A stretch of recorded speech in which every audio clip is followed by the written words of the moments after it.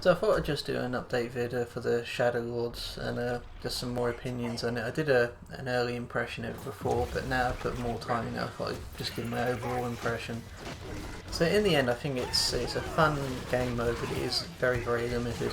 I found it a great way to play different characters and to level up the experience for them. I found it quite handy for that. But in the end, with the way the Shadow Lords mode works, is I do find it quite limited. The amount of stuff you can actually collect, initially it feels like there's a lot, but in the end it's not really a huge amount. I think it's probably only about 100 or a couple of hundred different variations. And it does seem like you do come across the same stuff quite often. I do like it though that and when you're playing the game you get different options to different levels. Like for example, there might be after you win a battle, there might be something where you can ask Ultratech for help, and if you've got someone who's with Ultratech on your team, like Cinder, that gives you like you'll be able to do that. But if you had someone like Orchid, who obviously doesn't like Ultratech, it's not going to work, and so they might be punished for like damage or something.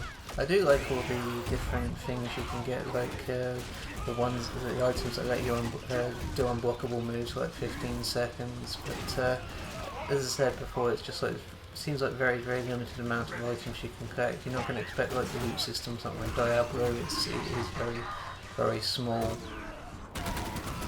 And now you do get different versions of Guardians, like you do get more enhanced versions of that and different variations. One thing I will say after playing through it, although it's noticeable in the normal against CPU arcade mode, I do like the AI has got a lot better.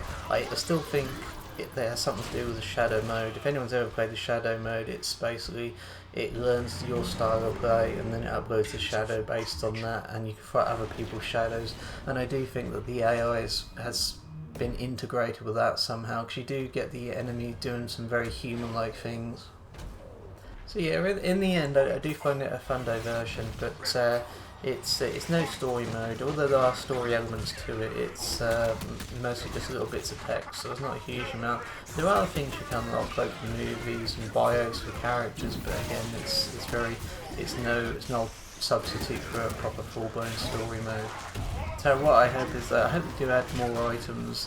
I hope they kind of lessen the grinding, because I know when I was playing the earlier version it didn't seem like the grinding was that much, but I noticed with the full release the grinding seems to be a lot more, and notice as well they did increase the cost for the gems for getting certain things, so that seems to have increased. It does feel a bit more grinding than it did before, but then again it is Killer Instinct, so it is still fun to grind, and using the characters perhaps you may not use that much to get good with them. And it is fun when you have certain like armors or the vampire guardians. It is all quite fun. So yeah, I really hope they do improve it and add lots more stuff to it though, because I did find myself after playing it for like a week or two, I did get kind of bored, and because it's just never ending. Because when you complete it, it's not really much of a reward. I mean, you do get to unlock Gargos' stage, the astral plane, but apart from that, in the odd story, there isn't really much of a reward. So I do hope they add more Guardians, add lots more items, perhaps enhance the story part of it, and perhaps even give some more unlockables.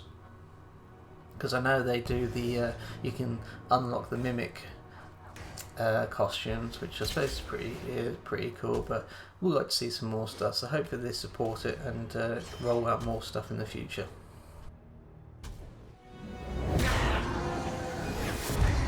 You have defeated the